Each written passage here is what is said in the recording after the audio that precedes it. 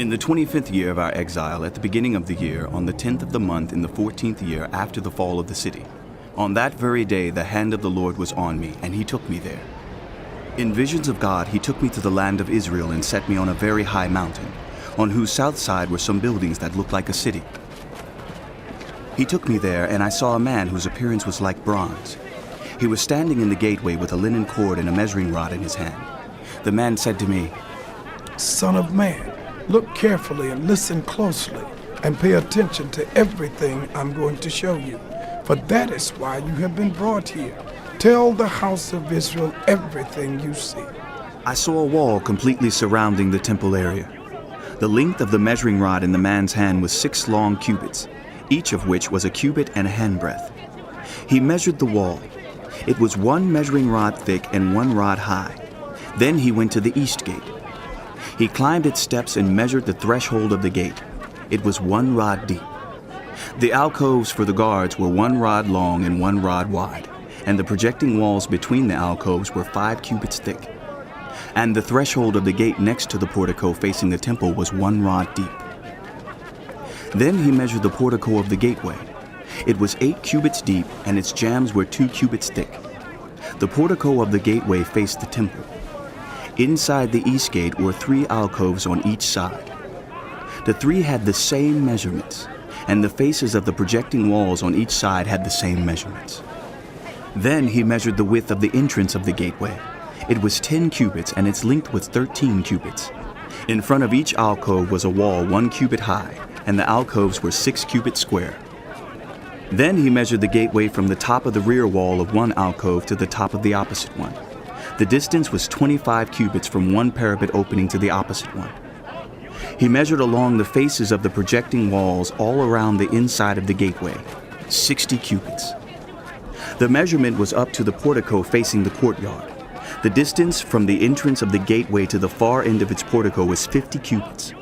The alcoves and projecting walls inside the gateway were surmounted by narrow parapet openings all around, as was the portico.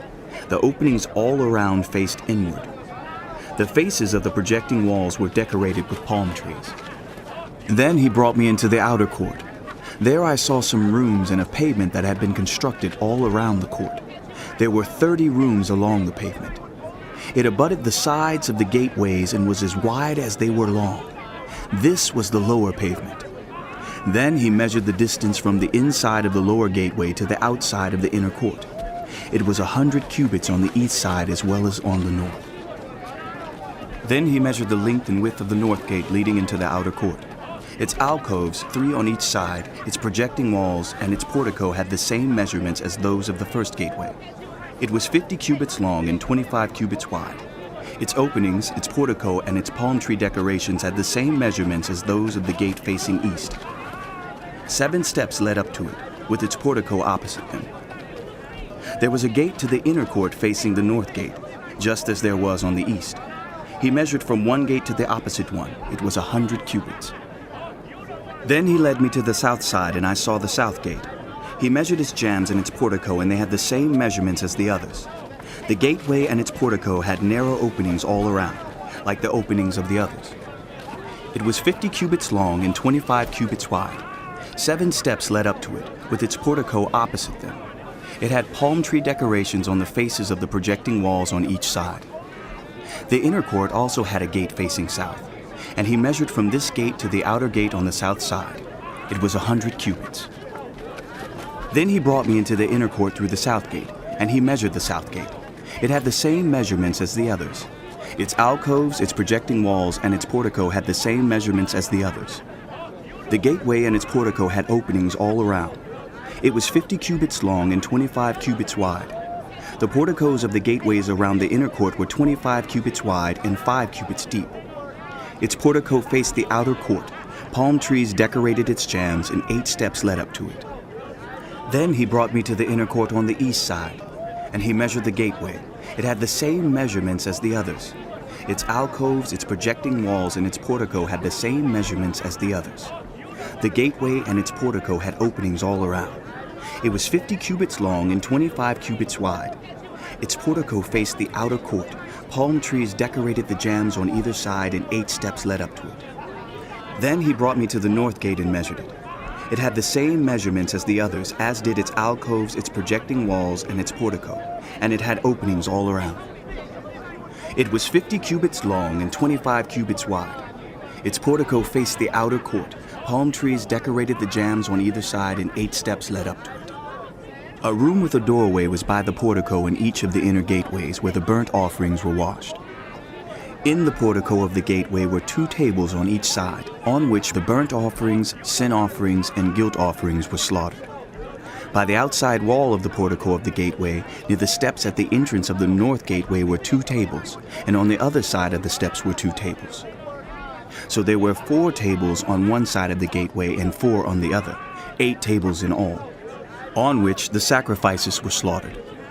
There were also 4 tables of dressed stone for the burnt offerings, each a cubit and a half long, a cubit and a half wide, and a cubit high. On them were placed the utensils for slaughtering the burnt offerings and the other sacrifices. And double-pronged hooks, each a handbreadth long, were attached to the wall all around. The tables were for the flesh of the offerings. Outside the inner gate within the inner court were 2 rooms, one at the side of the north gate and facing south, and another at the side of the south gate and facing north. He said to me, The room facing south is for the priests who guard the temple, and the room facing north is for the priests who guard the altar. These are the sons of Zadok, who are the only Levites who may draw near to the Lord to minister before him. Then he measured the court. It was square, 100 cubits long and 100 cubits wide, and the altar was in front of the temple. He brought me to the portico of the temple and measured the jambs of the portico. They were 5 cubits wide on either side. The width of the entrance was 14 cubits, and its projecting walls were 3 cubits wide on either side. The portico was 20 cubits wide, and 12 cubits from front to back. It was reached by a flight of stairs, and there were pillars on each side of the jambs. Then the man brought me to the main hall and measured the jambs. The width of the jambs was 6 cubits on each side. The entrance was 10 cubits wide, and the projecting walls on each side of it were 5 cubits wide. He also measured the main hall. It was 40 cubits long and 20 cubits wide. Then he went into the inner sanctuary and measured the jambs of the entrance. Each was 2 cubits wide. The entrance was 6 cubits wide, and the projecting walls on each side of it were 7 cubits wide. And he measured the length of the inner sanctuary. It was 20 cubits, and its width was 20 cubits across the end of the main hall. He said to me, This is the most holy place. Then he measured the wall of the temple. It was 6 cubits thick, and each side room around the temple was 4 cubits wide. The side rooms were on 3 levels, one above another, 30 on each level. There were ledges all around the wall of the temple to serve as supports for the side rooms, so that the supports were not inserted into the wall of the temple. The side rooms all around the temple were wider at each successive level. The structure surrounding the temple was built in ascending stages, so that the rooms widened as one went upward. A stairway went up from the lowest floor to the top floor through the middle floor. I saw that the temple had a raised base all around it, forming the foundation of the side rooms. It was the length of the rod, 6 long cubits. The outer wall of the side rooms was 5 cubits thick. The open area between the side rooms of the temple and the priest's rooms was 20 cubits wide all around the temple. There were entrances to the side rooms from the open area, one on the north and another on the south, and the base adjoining the open area was 5 cubits wide all around. The building facing the temple courtyard on the west side was 70 cubits wide. The wall of the building was 5 cubits thick all around, and its length was 90 cubits. Then he measured the temple. It was 100 cubits long, and the temple courtyard and the building with its walls were also 100 cubits long. The width of the temple courtyard on the east, including the front of the temple, was 100 cubits. Then he measured the length of the building facing the courtyard at the rear of the temple. Including its galleries on each side, it was 100 cubits. The main hall, the inner sanctuary, and the portico facing the court, as well as the thresholds and the narrow windows and galleries around the 3 of them. Everything beyond and including the threshold was covered with wood. The floor, the wall up to the windows, and the windows were covered. In the space above the outside of the entrance to the inner sanctuary, and on the walls at regular intervals all around the inner and outer sanctuary, were carved cherubim and palm trees. Palm trees alternated with cherubim. Each cherub had two faces, the face of a human being toward the palm tree on one side, and the face of a lion toward the palm tree on the other. They were carved all around the whole temple. From the floor to the area above the entrance, cherubim and palm trees were carved on the wall of the main hall. The main hall had a rectangular doorframe, and the one at the front of the most holy place was similar. There was a wooden altar 3 cubits high and 2 cubits square. Its corners, its base, and its sides were of wood. The man said to me, "This is the table that is before the Lord." Both the main hall and the most holy place had double doors. Each door had 2 leaves, 2 hinged leaves for each door. And on the doors of the main hall were carved cherubim and palm trees like those carved on the walls, and there was a wooden overhang on the front of the portico. On the side walls of the portico were narrow windows with palm trees carved on each side. The side rooms of the temple also had overhangs.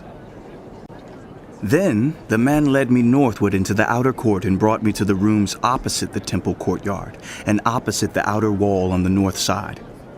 The building whose door faced north was 100 cubits long and 50 cubits wide. Both in the section 20 cubits from the inner court and in the section opposite the pavement of the outer court, gallery faced gallery at the 3 levels. In front of the rooms was an inner passageway 10 cubits wide and 100 cubits long. Their doors were on the north. Now the upper rooms were narrower, for the galleries took more space from them than the rooms on the lower and middle floors of the building. The rooms on the top floor had no pillars as the courts had, so they were smaller in the floor space than those on the lower and middle floors. There was an outer wall parallel to the rooms in the outer court. It extended in front of the rooms for 50 cubits. While the row of rooms on the side next to the outer court was 50 cubits long, the row on the side nearest the sanctuary was 100 cubits long. The lower rooms had an entrance on the east side as one enters them from the outer court. On the south side, along the length of the wall of the outer court, adjoining the temple courtyard and opposite the outer wall, were rooms with a passageway in front of them. These were like the rooms on the north. They had the same length and width with similar exits and dimensions. Similar to the doorways on the north were the doorways of the rooms on the south. There was a doorway at the beginning of the passageway that was parallel to the corresponding wall extending eastward by which one enters the rooms. Then he said to me, "The north and south rooms facing the temple courtyard are the priest rooms, where the priests who approach the Lord will eat the most holy offerings. There they will put the most holy offerings, the grain offerings, the sin offerings, and the guilt offerings, for the place is holy. Once the priests enter the holy precincts, they are not to go into the outer court until they leave behind the garments in which they minister, for these are holy. They are to put on other clothes before they go near the places that are for the people." When he had finished measuring what was inside the temple area, he led me out by the east gate and measured the area all around. He measured the east side with the measuring rod. It was 500 cubits. He measured the north side. It was 500 cubits by the measuring rod. He measured the south side. It was 500 cubits by the measuring rod. Then he turned to the west side and measured. It was 500 cubits by the measuring rod. So he measured the area on all 4 sides. It had a wall around it 500 cubits long and 500 cubits wide, to separate the holy from the common. Then the man brought me to the gate facing east, and I saw the glory of the God of Israel coming from the east. His voice was like the roar of rushing waters, and the land was radiant with his glory. The vision I saw was like the vision I had seen when he came to destroy the city, and like the visions I had seen by the Kibar River, and I fell face down. The glory of the Lord entered the temple through the gate facing east. Then the Spirit lifted me up and brought me into the inner court, and the glory of the Lord filled the temple. While the man was standing beside me, I heard someone speaking to me from inside the temple. He said, "Son of man, This is the place of my throne, and the place for the soles of my feet. This is where I will live among the Israelites forever. The house of Israel will never again defile my holy name, neither they nor their kings, by their prostitution and the funeral offerings for their kings at their death. When they placed their threshold next to my threshold, and their doorpost beside my doorpost, with only a wall between me and them, they defiled my holy name by their detestable practices. So I destroyed them in my anger.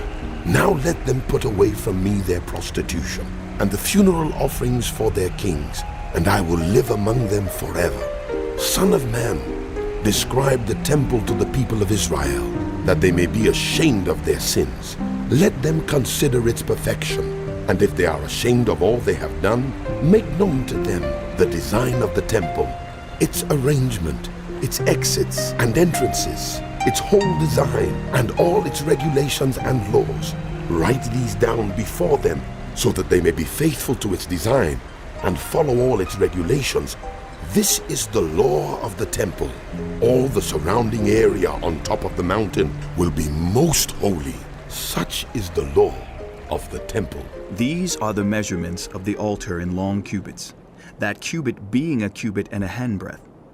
Its gutter is a cubit deep and a cubit wide, with a rim of 1 span around the edge. And this is the height of the altar. From the gutter on the ground up to the lower ledge that goes around the altar, it is 2 cubits high, and the ledge is a cubit wide. From this lower ledge to the upper ledge that goes around the altar, it is 4 cubits high, and that ledge is also a cubit wide. Above that, the altar hearth is 4 cubits high, and 4 horns project upward from the hearth. The altar hearth is square, 12 cubits long and 12 cubits wide. The upper ledge also is square, 14 cubits long and 14 cubits wide. All around the altar is a gutter of 1 cubit with a rim of half a cubit. The steps of the altar face east. Then he said to me, Son of man, this is what the sovereign Lord says.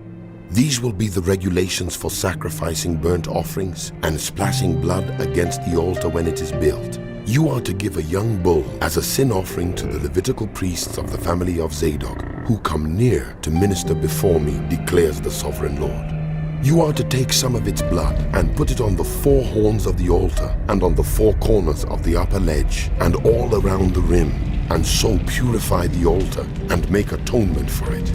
You are to take the bull for the sin offering and burn it in the designated part of the temple area outside the sanctuary.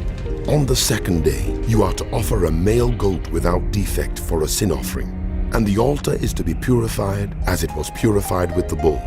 When you have finished purifying it, you are to offer a young bull and a ram from the flock, both without defect. You are to offer them before the Lord, and the priests are to sprinkle salt on them and sacrifice them as a burnt offering to the Lord. For 7 days you are to provide a male goat daily for a sin offering. You are also to provide a young bull and a ram from the flock, both without defect. For 7 days they are to make atonement for the altar and cleanse it. Thus they will dedicate it. At the end of these days, from the 8th day on, the priests are to present your burnt offerings and fellowship offerings on the altar. Then I will accept you, declares the sovereign Lord. Then the man brought me back to the outer gate of the sanctuary, the one facing the east, and it was shut. The Lord said to me, This gate is to remain shut. It must not be opened. No one may enter through it.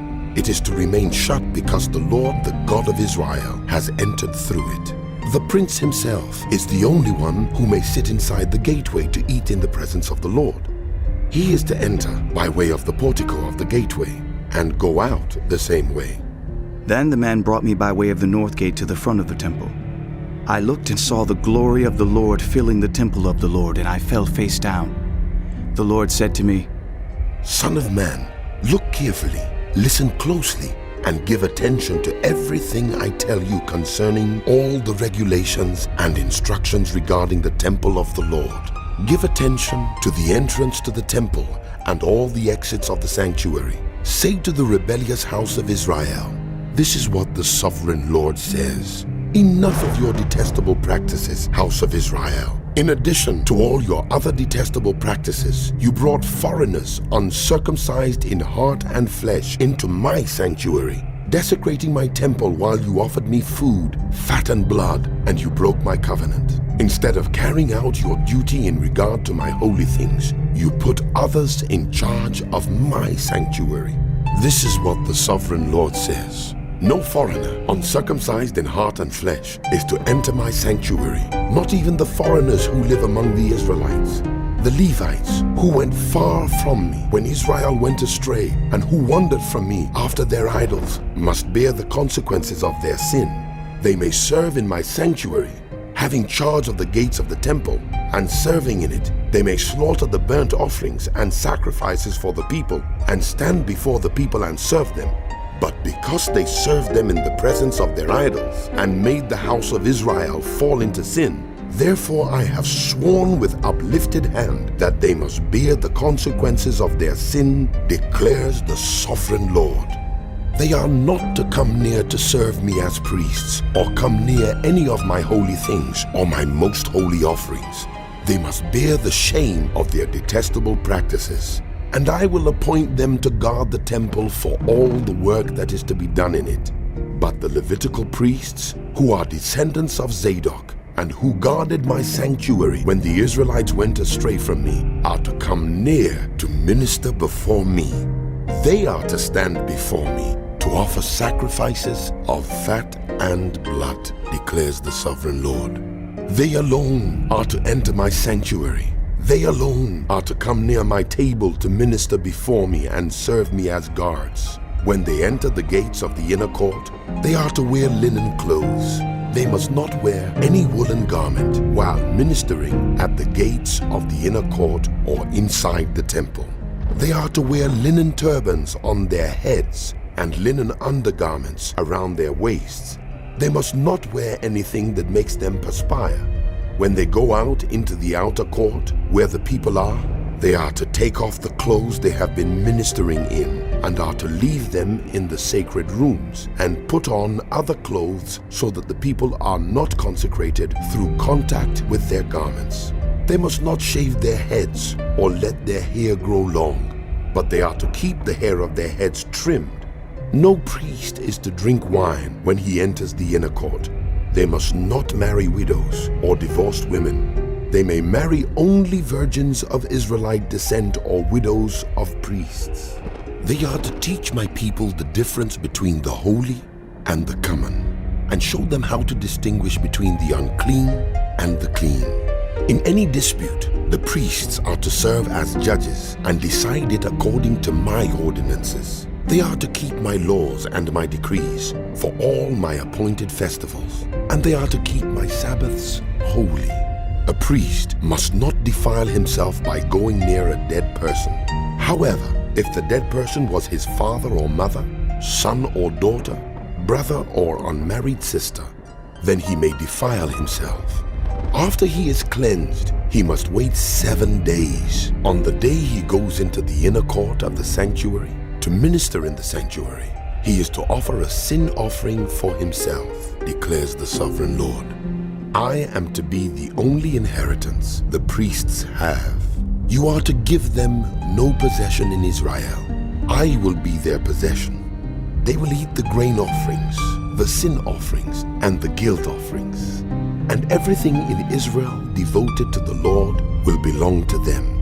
The best of all the first fruits and of all your special gifts will belong to the priests.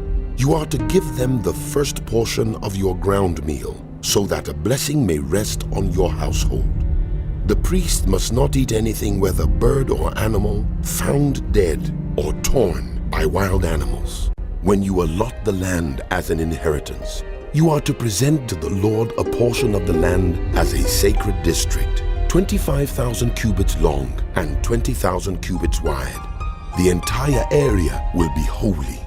Of this, a section 500 cubits square is to be for the sanctuary, with 50 cubits around it for open land. In the sacred district, measure off a section 25,000 cubits long and 10,000 cubits wide.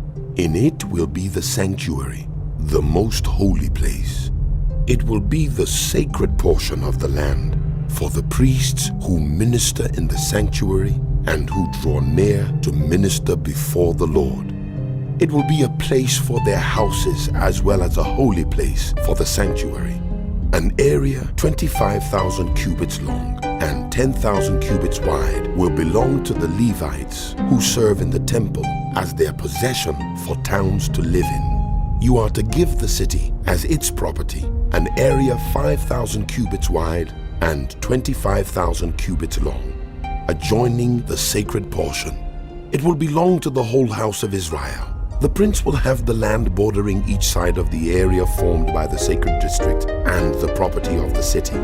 It will extend westward from the west side and eastward from the east side, running lengthwise from the western to the eastern border, parallel to one of the tribal portions. This land will be his possession in Israel, and my princes will no longer oppress my people, but will allow the house of Israel to possess the land according to their tribes. This is what the sovereign Lord says.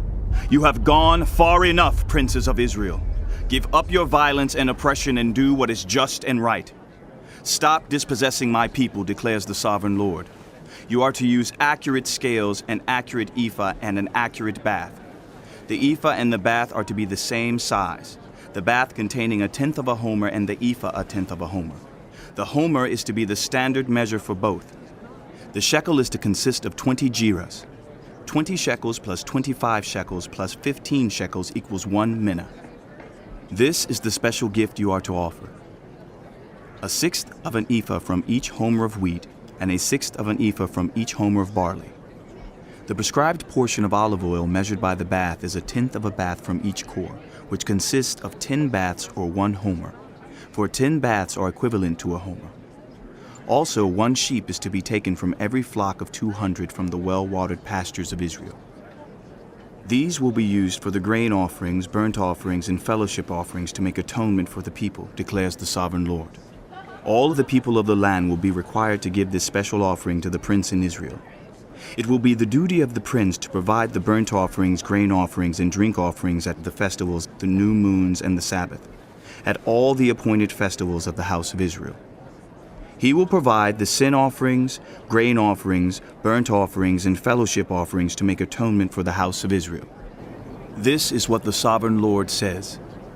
In the first month, on the first day, you are to take a young bull without defect and purify the sanctuary. The priest is to take some of the blood of the sin offering and put it on the doorpost of the temple, on the 4 corners of the upper ledge of the altar, and on the gatepost of the inner court. You are to do the same on the 7th day of the month for anyone who sins unintentionally or through ignorance. So you are to make atonement for the temple. In the first month, on the 14th day, you are to observe the Passover, a festival lasting 7 days, during which you shall eat bread made without yeast. On that day, the prince is to provide a bull as a sin offering for himself and for all the people of the land. Every day during the 7 days of the festival, he is to provide 7 bulls and 7 rams without defect as a burnt offering to the Lord, and a male goat for a sin offering. He is to provide as a grain offering an ephah for each bull and an ephah for each ram, along with a hin of olive oil for each ephah. During the 7 days of the festival, which begins in the 7th month on the 15th day, he is to make the same provision for sin offerings, burnt offerings, grain offerings, and oil.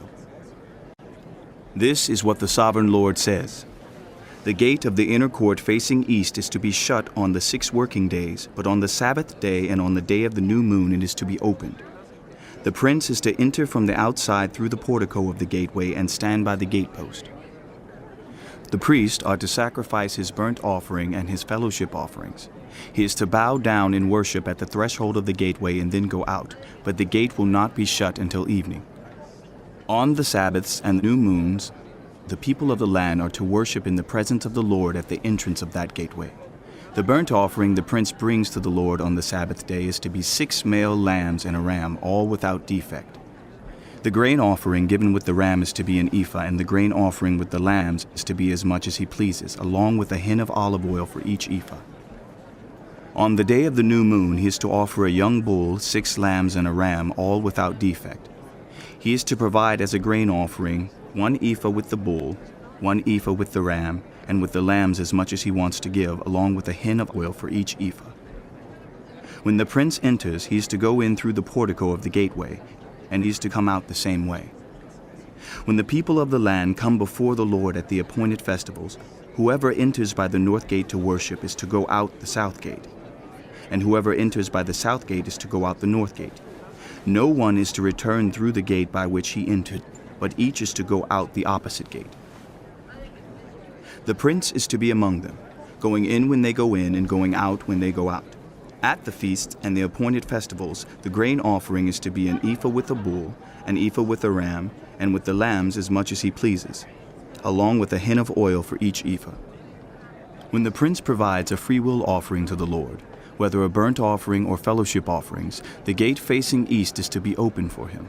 He shall offer his burnt offering or his fellowship offerings as he does on the Sabbath day.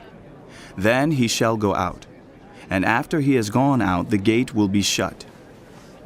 Every day you are to provide a year-old lamb without defect for a burnt offering to the Lord. Morning by morning you shall provide it. You are also to provide with it morning by morning a grain offering, consisting of 1/6 of an ephah with 1/3 of a hin of oil to moisten the flour. The presenting of this grain offering to the Lord is a lasting ordinance. So the lamb and the grain offering and the oil shall be provided morning by morning for a regular burnt offering. This is what the sovereign Lord says. If the prince makes a gift from his inheritance to one of his sons, it will also belong to his descendants. It is to be their property by inheritance. If, however, he makes a gift from his inheritance to one of his servants, the servant may keep it until the year of freedom. Then it will revert to the prince. His inheritance belongs to his sons only. It is theirs. The prince must not take any of the inheritance of the people, driving them off their property. He is to give his sons their inheritance out of his own property, so that not one of my people will be separated from their property. Then the man brought me through the entrance at the side of the gate to the sacred rooms facing north, which belonged to the priests, and showed me a place at the western end. He said to me, This is the place where the priests are to cook the guilt offering and the sin offering and bake the grain offering, to avoid bringing them into the outer court and consecrating the people. He then brought me to the outer court and led me around to its 4 corners, and I saw in each corner another court. In the 4 corners of the outer court were enclosed courts, 40 cubits long and 30 cubits wide. Each of the courts in the 4 corners was the same size. Around the inside of each of the 4 courts was a ledge of stone, with places for fire built all around under the ledge. He said to me, These are the kitchens where those who minister at the temple are to cook the sacrifices of the people. The man brought me back to the entrance to the temple, and I saw water coming out from under the threshold of the temple toward the east, for the temple faced east. The water was coming down from under the south side of the temple, south of the altar. He then brought me out through the north gate and led me around the outside to the outer gate facing east, and the water was trickling from the south side. As the man went eastward with a measuring line in his hand, he measured off 1,000 cubits and then led me through water that was ankle deep. He measured off another 1,000 cubits and led me through water that was knee deep. He measured off another 1,000 and led me through water that was up to the waist. He measured off another 1,000, but now it was a river that I could not cross because the water had risen and was deep enough to swim in, a river that no one could cross. He asked me, Son of man, do you see this? Then he led me back to the bank of the river. When I arrived there, I saw a great number of trees on each side of the river. He said to me, This water flows toward the eastern region and goes down into the Arabah, where it enters the Dead Sea. When it empties into the sea, the salty water there becomes fresh. Swarms of living creatures will live wherever the river flows. There will be large numbers of fish, because this water flows there and makes the salt water fresh. So where the river flows, everything will live. People will fish along the shore, from En-Gedi to En-Eglaim. There will be places for spreading nets. The fish will be of many kinds, like the fish of the Mediterranean Sea. But the swamps and marshes will not become fresh. They will be left for salt. Fruit trees of all kinds will grow on both banks of the river. Their leaves will not wither, nor will their fruit fail. Every month they will bear fruit. because the water from the sanctuary flows to them. Their fruit will serve for food, and their leaves for healing. This is what the sovereign Lord says. These are the boundaries of the land that you will divide among the 12 tribes of Israel as their inheritance, with 2 portions for Joseph. You are to divide it equally among them, because I swore with uplifted hand to give it to your ancestors. This land will become your inheritance. This is to be the boundary of the land. On the north side, it will run from the Mediterranean Sea by the Hethlon road past Lebo-Hamath to Zedad, Beratha and Sibraim, which lies on the border between Damascus and Hamath, as far as Hazar Hattikon, which is on the border of Horan. The boundary will extend from the sea to Hazar Enan, along the northern border of Damascus, with the border of Hamath to the north. This will be the northern boundary. On the east side, the boundary will run between Horan and Damascus, along the Jordan between Gilead and the land of Israel to the Dead Sea and as far as Tamar. This will be the eastern boundary.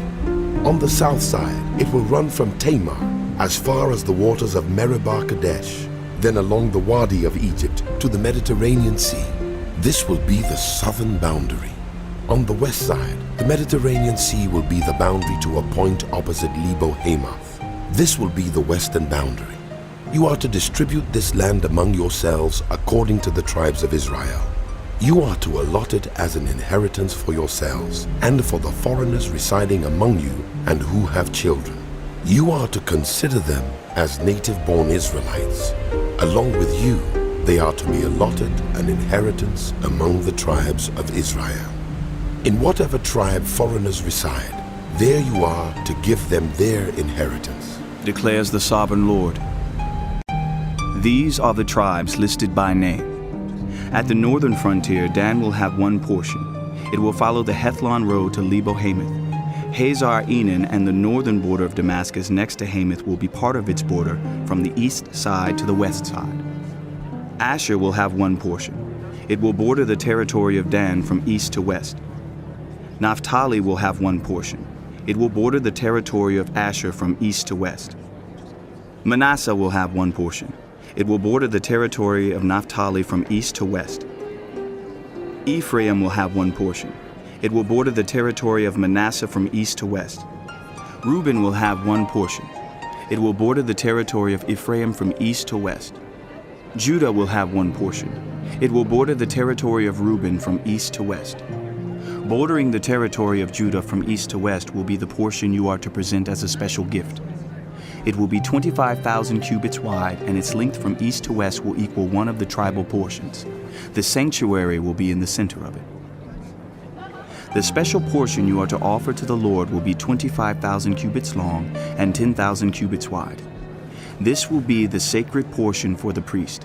It will be 25,000 cubits long on the north side, 10,000 cubits wide on the west side, 10,000 cubits wide on the east side, and 25,000 cubits long on the south side. In the center of it will be the sanctuary of the Lord. This will be for the consecrated priest, the Zadokites, who were faithful in serving me and did not go astray as the Levites did when the Israelites went astray. It will be a special gift to them from the sacred portion of the land, a most holy portion, bordering the territory of the Levites. Alongside the territory of the priests, the Levites will have an allotment 25,000 cubits long and 10,000 cubits wide. Its total length will be 25,000 cubits and its width 10,000 cubits. They must not sell or exchange any of it. This is the best of the land and must not pass into other hands, because it is holy to the Lord. The remaining area, 5,000 cubits wide and 25,000 cubits long, will be for the common use of the city, for houses and for pasture land. The city will be in the center of it and will have these measurements. The north side, 4,500 cubits. The south side, 4,500 cubits. The east side, 4,500 cubits. And the west side, 4,500 cubits. The pasture land for the city will be 250 cubits on the north, 250 cubits on the south, 250 cubits on the east, and 250 cubits on the west. What remains of the area, bordering on the sacred portion and running the length of it, will be 10,000 cubits on the east side and 10,000 cubits on the west side. Its produce will supply food for the workers of the city. The workers from the city who farm it will come from all the tribes of Israel. The entire portion will be a square, 25,000 cubits on each side. As a special gift, you will set aside the sacred portion along with the property of the city.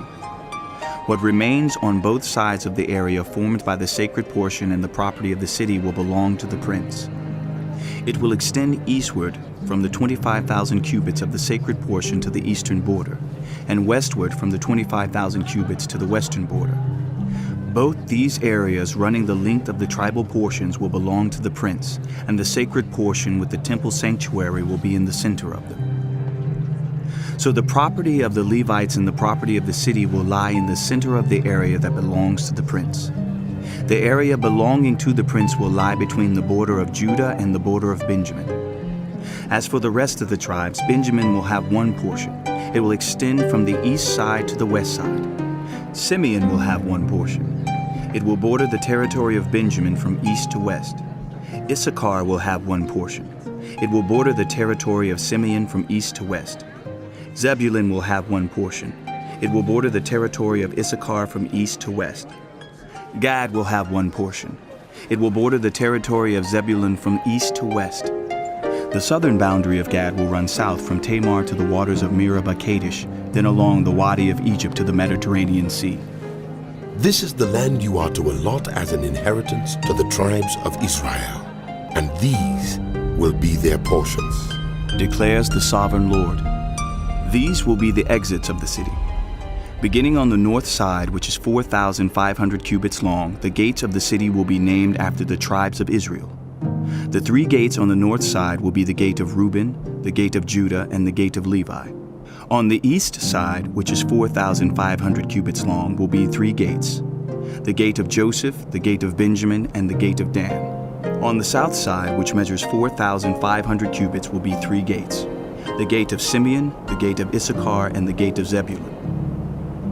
On the west side, which is 4,500 cubits long, will be 3 gates: the gate of Gad, the gate of Asher, and the gate of Naphtali.